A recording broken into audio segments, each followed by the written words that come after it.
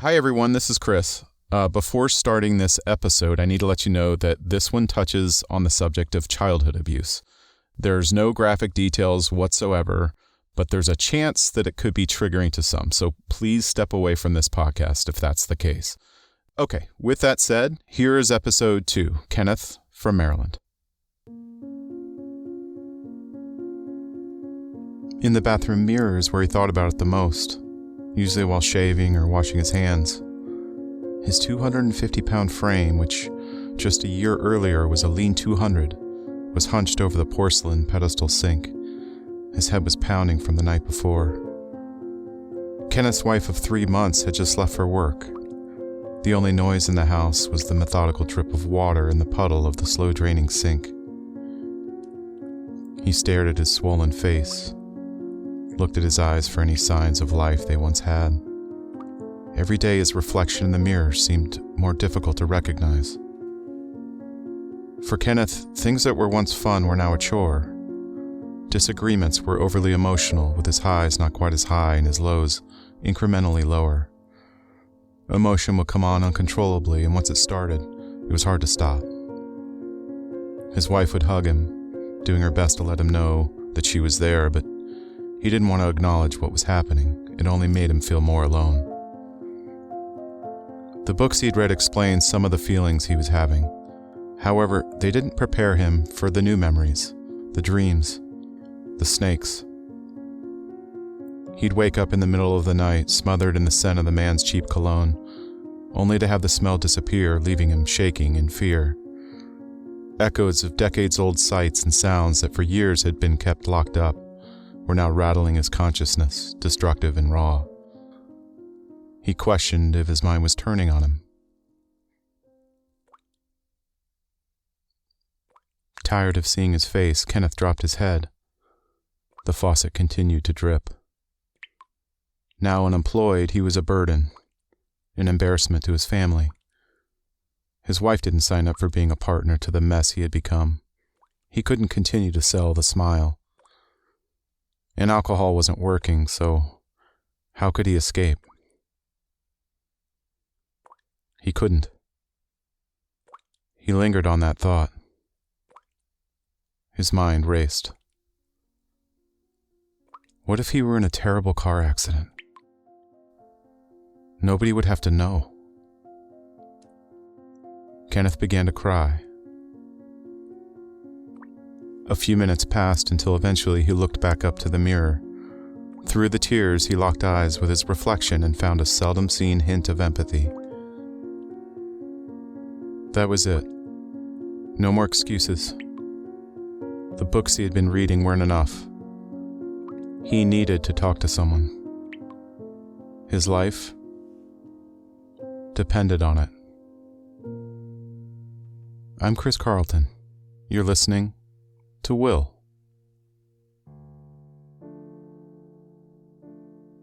Kenneth was born in a small town in southern Maryland in the mid-1970s. His father was in the military, so they moved about every 2 years. Neither of his parents had it easy growing up. His father had lost his dad in a plane crash when he was young and never really processed the tragedy. His mom, like many children of World War II veterans, grew up with an alcoholic father. They didn't have much, but they had enough. The typical 1970s American childhood. Birthday parties at Burger King, big wheels, weekends at the swimming pool, toys under the tree at Christmas. While there was plenty of love inside the home, there was an underlying intensity and volatility. A small disagreement could spill over into screaming and physical altercation without much warning when Dad was under stress. Discipline was essential. It was a military household after all. Bedrooms were inspected for cleanliness, disrespect was met with physical punishment, and expectations were high for the children at school. Creativity was nice, but intelligence was measured in how well they did in subjects like math and science. Kenneth was a happy, energetic, and funny kid who thought everyone around him was too serious. He always looked for ways to break up the tension and make people laugh. For instance, his family lived in England when he was in first grade and they took a trip to Stonehenge. Bored by what looked like just a pile of rocks, he got a hold of the family video camera. When they got home, the footage was of people's feet standing in the grass as they looked at the rocks. Kenneth thought it was hilarious. All was good until his parents saw the footage. Not everyone appreciated his creative take on things.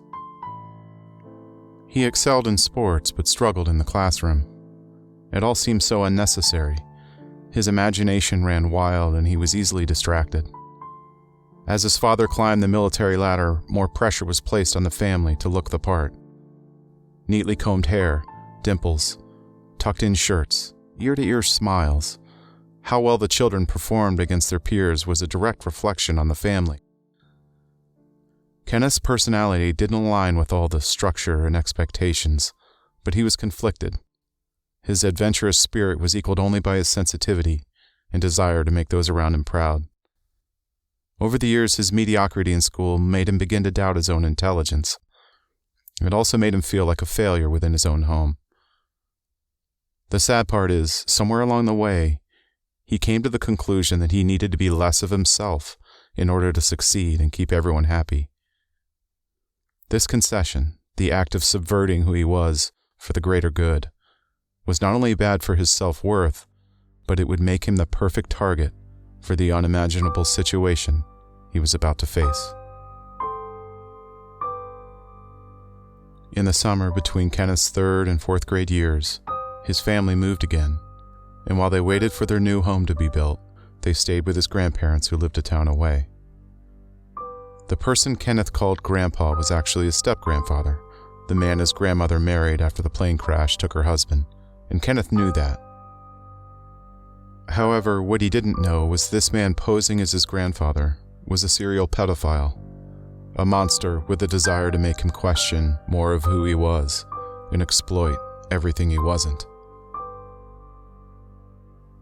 On and off over a period of 6 years, Kenneth was used by his step-grandfather, oftentimes under veiled threats of violence.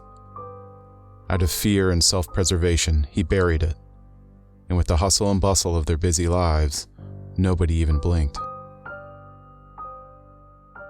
The skills he developed to keep things balanced in the home was put to use to hide the unthinkable. The abuse continued on and off over the next 5 years, but in the middle of 9th grade, seemingly out of nowhere, his step-grandfather became manic. As it turned out, stories from others who had been abused by him years earlier were finally beginning to be reported. The walls were closing in, and now he was under investigation. Night after night, Kenneth was taking phone calls from a madman. He was being threatened not to talk, and he believed every frightening word. Later that week, Kenneth was pulled out of class and interviewed by the FBI. Caught off guard without time to think about his response, he denied the abuse and went back to his classroom. At this point, he began to struggle in school. He broke up with his girlfriend and he quit the lacrosse team all within a few weeks. He was kept up at night by nightmares, dreams of the monster kicking through his window, so he slept with the hunting knife under his pillow. Until a few days later, when suddenly, it all ended. His abuser was dead, a heart attack stepping out of the shower. Apparently, the pressure of consequence too much. Just like that, the investigation was closed. Since there were no charges, his step-grandfather received a burial with full military honors at Arlington National Cemetery. Kenneth watched as the man who preyed on children for over 30 years, who preyed on him both mentally and physically, was lowered into the ground along with the truth. After the funeral, the family sat together in the living room and briefly talked about what happened.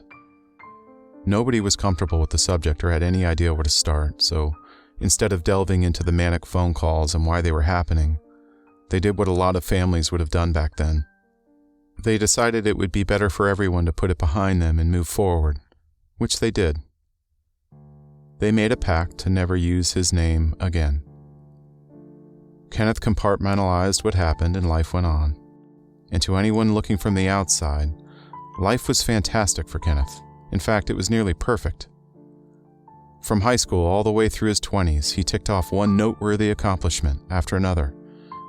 He received an engineering degree from a top 10 engineering program, where he was also captain of the lacrosse team.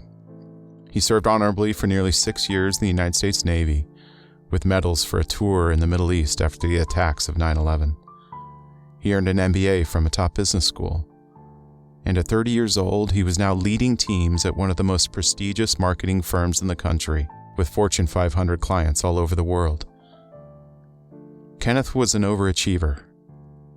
And this is the mistake a lot of people make when they think about someone who was abused in childhood. We often picture someone who was emotionally depleted or self-destructive, openly struggling to deal with their past. Not always. An addiction to success is another common way to mask pain. And it can work. Well, it can work for a while. While the accolades were coming in, Kenneth's check engine light was on, and deep down he knew something was wrong. But not knowing what else to do, he pushed on. Until he was about 35 years old. He had just been married and they were starting to talk about building a family, when his past, in the years of terrifying memories that he had forced out of his consciousness, started to make up ground. Layer by layer, Kenneth began to unravel. It started with intense dreams, then very brief flashbacks, with hints of memories along with smells, sounds, and intense fears. Then it moved to visceral frustrations with his parents. He couldn't stop crying, and no matter how hard he tried to contain the emotions, they came out. His wife tried to help, but he couldn't put into words what he was feeling, and to make things more complicated, he was embarrassed by what was happening. He'd hear her say she loved him, but how could she? He didn't deserve to be loved. He couldn't concentrate. He couldn't sleep. He quit his job. Kenneth was in crisis, and the only thing at his disposal that helped was alcohol, so he began to drink. And life was on hold for months this way, with each sip bringing hope that the pain and the memories would fade. His condition only got worse. Now unemployed, drinking daily, and attempting to self-heal with books and chat rooms, he learned about former NHL hockey star Theo Fleury promoting a book entitled Playing with Fire. It detailed his story of recovery after being sexually abused for years by a youth hockey coach. Within 30 minutes, Kenneth was at the bookstore with a copy in his hands. Reading that book and hearing a sports hero talk about something so personal, so relatable, was the first time Kenneth felt like there was a chance he could get out from the grip of his past. On a whim, he sent an email to Theo on the book's website and was surprised to get a response. They traded a few emails. Theo's recommendation was to meet with a trauma therapist, someone who had experience in a technique called eye movement desensitization and reprocessing, or EMDR. Kenneth didn't know what EMDR was, but what he did know was therapy was for the weak. He brushed off the recommendation, chalked Theo up to someone who had been brainwashed, and continued down the path of self-healing. He had a stack of trauma recovery books and a home full of alcohol. He was going to show Theo Fleury and his wife and all the other people who said he should get help that he was stronger than his past. Pride was driving the bus. The crying continued. The anger increased. The alcohol flowed. It wasn't until one morning a few months later, having just scared himself with thoughts of escaping entirely, when he finally let down his guard and accepted that his only chance at getting his life back was to talk to a professional. Calling a therapy office to book an appointment was not easy. He had no idea what to say. His voice shook. The entire thing embarrassed him. When the day came for his first session, he was a nervous wreck. It took everything he could muster just to step out of the car in the therapist's parking lot. He slowly entered the waiting room, avoiding eye contact with the others that were waiting for their appointments. His heart raced. He wiped sweat from his forehead. The room was quiet. People were looking nervously down at magazines and at their phones. He had followed Theo's recommendation. His therapist was a PhD who specialized in trauma therapy and was a certified EMDR practitioner. After 20 painstaking minutes, his name was finally called. Immediately, he regretted not using an alias. When he walked into her office, his first reaction was that she was cold and condescending. But she had the credentials he was looking for, so he sucked it up. Plus, turning and running at this point would have made him feel even worse. He promised himself not to get emotional. He concluded that this was no different than taking his car into the shop for maintenance. He was going to be composed and relaxed. She took a seat in her chair and motioned for him to take a seat on a small couch. He sat down. It took her asking one question before he fell apart completely.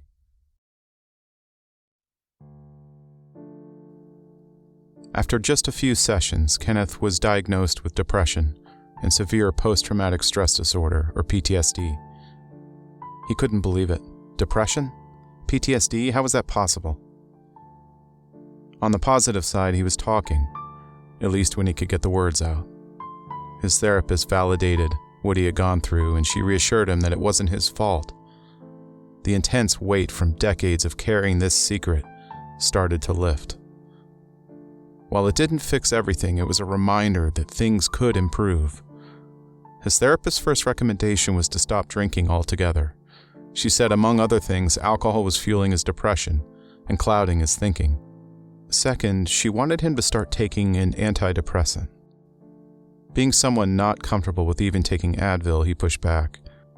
In the end, she assured him it would only be in the short term, just to level out his emotions, so he reluctantly agreed. This was a lot of change all at once. He felt like he was losing control. He wanted nothing more than to go back to self-healing and self-medicating, but deep down he knew that he had to keep going and trust that it would get him to a better place. At this stage, most people would probably think that what was driving Kenneth was his belief in himself. But actually, that wasn't it. He didn't have enough self-love at that point. Strangely, what kept him going was the prospect of being there for others, being a good husband, and becoming a role model for the children he hoped to raise one day. However abstract it was to motivate for children he didn't have, it drove him to put one foot in front of the other. He stayed away from alcohol, took his medication, and ate well, day after day. It didn't take long before he started to see and feel real changes, which helped him stay motivated. His anger eased, he cried less, he smiled more. He worked out, and he even began to lose weight. These signs of improvement only encouraged him to keep going. For anyone who has gone through the process of recovery, momentum is a real thing. It's no different than momentum you feel when you're trying to lose weight and you start to see clothes hanging looser on you, or you see a number on the scale you hadn't seen before. These motivate you to keep going. In addiction recovery centers and in trauma therapy, this is often referred to as positive or negative spirals, where good or bad feelings encourage good or bad behaviors, and these feelings and behaviors tend to compound. Someone in a negative spiral can sabotage the gains they've made in recovery very quickly. For now, the spiral was headed up for Kenneth. He was feeling the effects of trauma therapy, and he was motivated to do the right things. Each session was intense, but once he began EMDR, things got even more heavy. He needed to dig deeper into the memories in order to make more progress. For those who don't know, EMDR is an exposure therapy technique designed to alleviate the intense stress associated with traumatic memories. It's administered by a qualified EMDR therapist. They work with a patient to revisit traumatic memories in a calm setting, while engaging in bilateral sensory input, such as side-to-side eye movements or hand tapping. The idea is to reassign the painful memories to a more relaxed state, and the bilateral stimulation helps engage both hemispheres of the brain, which is said to help reassign the memories at a calmer state more effectively. The technique was controversial at first, and while there are theories as to how it works, there's still a bit of mystery surrounding why it works the way it does. Nevertheless, it's become more and more accepted in practice, and has been recommended for the treatment of PTSD by the World Health Organization, the National Institute of Health, and the Department of Defense uses it for veterans with PTSD. For Kenneth, the idea of digging even deeper into the memories was terrifying, but he thought if Theo Fleury could get through it, there was no reason he couldn't also. In his first EMDR session, his therapist set up a light machine on a stand. It was basically a 3-foot wide by 2-inch tall box with about 20 light bulbs lined up next to each other. When she turned the power on, a single light appeared in the middle. She hit another button and the lights were illuminated one at a time, from left side of the box all the way back to the right, like a ping pong ball moving back and forth. Kenneth kept his head still. He watched the light move with his eyes, and she asked him to recall a specific memory. Each session they would cover one memory, and oftentimes it would take several sessions to work through a single one. It was especially painful because as he explored his past, he recalled details he hadn't allowed himself to visit before. The day or two after a session, his head was in the clouds. Anxiety was high. While the process would eventually assign a calmer state to each of these memories, the act of uncovering the details was a living nightmare. A few months into this cycle, he was tired but still determined. He had the support of his wife and he was focused on the future. Unfortunately, he had become so frustrated with the personality of his therapist that he decided to pause and find someone who was a better fit. It took about a month, but he eventually found someone who was qualified to administer EMDR. She was friendlier, and even though she had less experience, he felt it was the right decision. The downside was that switching therapists was exhausting. It required that he retell his story in order to get the new therapist up to speed. Kenneth powered on. The first few sessions went well, and soon he started to feel comfortable enough to begin EMDR again. They got into a groove, slowly working on the memories. Kenneth was starting to make real progress. His optimism was back. Feeling confident now, his overachiever mentality kicked into gear. He decided it was time to change to 2 sessions per week. After some back and forth with his therapist, they decided to give it a try, but if it became too much, they'd return to 1 session per week. And why couldn't he handle it? He had served in a war. He'd overcome all sorts of obstacles in life. This was just another challenge he needed to power through. Now, just about any psychology professional will tell you, when it comes to trauma recovery, there are no shortcuts and there's no dictating of timelines. Recovery sets its own timeline, a lesson that Kenneth would soon learn. Things were heavy. It was exhausting, but he was hanging on. At that point, Kenneth received some unexpected news. His wife was pregnant. He was going to be a father. At first, he feared he wasn't ready, but he couldn't stop smiling. He felt a focus and determination he hadn't felt in so long. If he could just get his mind fixed in the next few months, he could be ready to get a job and be the father he needed to be. Kenneth woke up every day more driven than the day before. Just as quickly as the good news had come, while sitting in an exam room with his wife for an ultrasound, getting ready to see their child for the first time, it all disappeared. The exam room fell silent. There was no heartbeat. Most people would need time to process this, but like Kenneth had learned at a young age, he could just not feel it, and instead compartmentalize and push on. Rather than sharing how he was feeling with his therapist, taking time to process the loss, he said it didn't bother him much. As a way to distract himself from the loss, he immersed himself in fixing his past, and he continued forward, seemingly unfazed. As therapy sessions continued, he uncovered additional abuse he needed to deal with from his childhood, not related to his step-grandfather. This was equally, if not more difficult to process, since it was very complicated. Over time, without realizing what was happening and unbeknownst to his therapist, Kenneth began to struggle. Emotions of losing the pregnancy were unaddressed, and now with 2 EMDR sessions per week, immersed in a complicated set of circumstances from his past, he didn't have the time, nor the emotional bandwidth, to process the memories between sessions. Kenneth was a ticking time bomb. As he had done before therapy, he resorted to numbing himself from the pain. Before long, while he'd pasted a smile on his face publicly, he was drinking daily to detach from the mounting tangled memories and the loss of the pregnancy. To make matters worse, there was an additional chemical problem. The combination of alcohol and antidepressants is not recommended. Not only does the alcohol amplify the side effects of the antidepressant, but it can negate much of the therapeutic benefits. Kenneth kept going. Before long, the feeling of despair consumed him completely, and one day he decided to stop taking his antidepressant. For those who don't know, doing this suddenly and without the guidance of a physician can have very dire consequences. He was now making rash decisions, trying to make it from one day to the next, and his condition was starting to become obvious. Every therapy session, his therapist would ask if he was doing okay, if he wanted to slow down, but he'd respond that he was fine and that he wanted to push on. This downward spiral continued until eventually he hit a wall. He had been in therapy for well over a year, and he had worked through so much. He just couldn't deal with another session, so he canceled his next appointment. And just like that, he was done with therapy. It wasn't how he envisioned things going, but he was overwhelmed. He needed a break.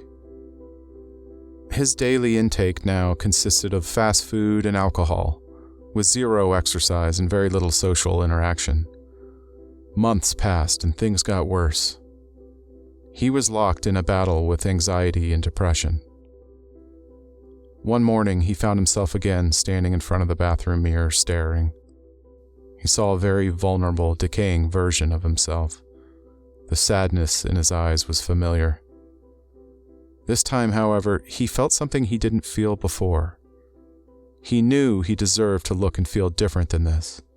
He had worked too hard to stare into the mirror and hate who was looking back. How did his progress take such a detour? The abuse, the loss of the pregnancy. It wasn't his fault, right? How was it that he knew this logically but still couldn't feel it emotionally? His mind drifted back to what had helped the last time he was feeling this way, when he met with his first therapist. It was cutting alcohol, eating better, exercise. But all of that seemed too difficult. The alternative was to go back to therapy. For whatever reason, he wasn't ready. Then something struck him. What if he approached the situation the way he'd learned to approach problems when he was in the military?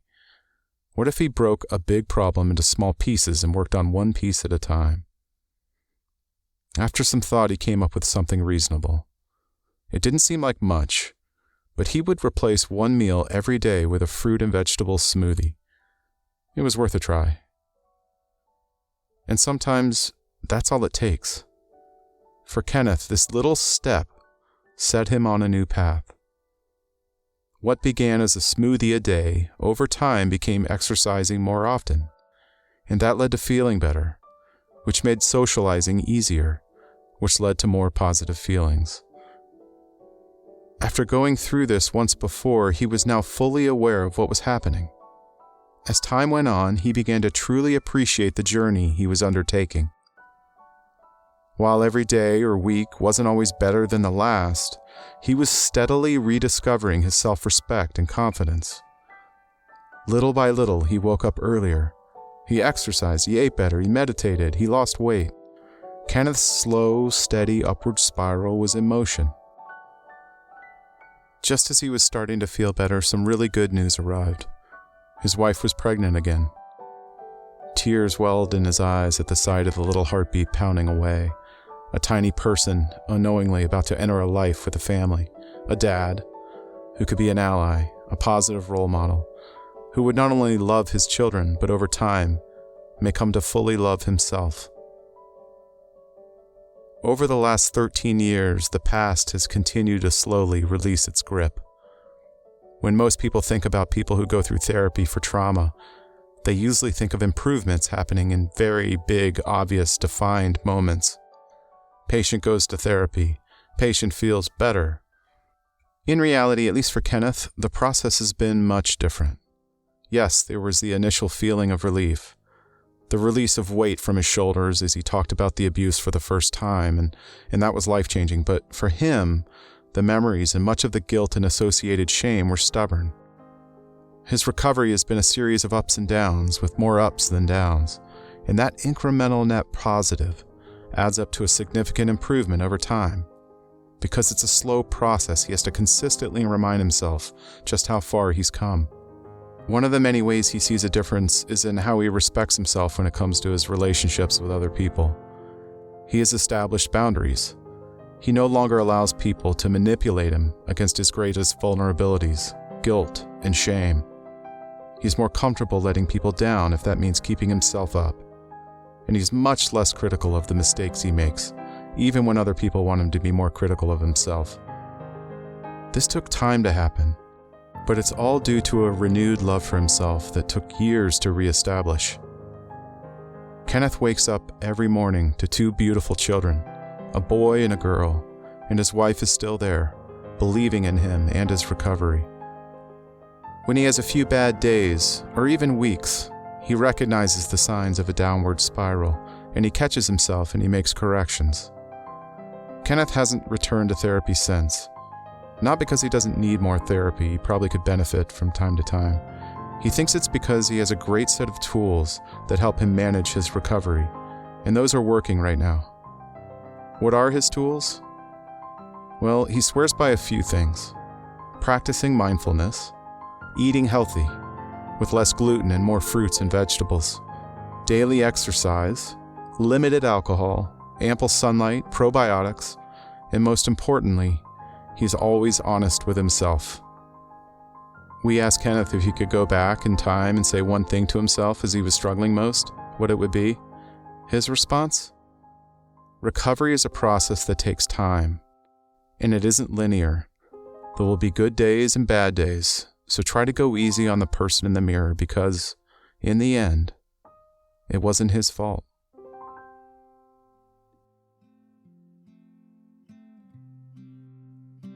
Quickly, before signing off, I need to come clean. My middle name is Kenneth, and this episode was my story. I can't tell you how awkward it was to narrate my own story using my first name, so I changed it to my middle name just to get it recorded. And I'm sorry if that was confusing. But for anyone interested in the full story, it's captured in the memoir, Nice to Meet Me. This episode of Will was written and produced by me, Chris Carlton. If you enjoyed it, please leave a review wherever you get your podcasts. And for more content, follow us online. Our handle on social media is Will the Podcast, all one word. Also, this is a community effort. We're looking for the subject of our next episode. If you have found balance in your life after a mental health crisis and would like to submit your anonymous story for consideration, please go to willthepodcast.com and follow the links. Let's keep the conversation going. Thanks for listening.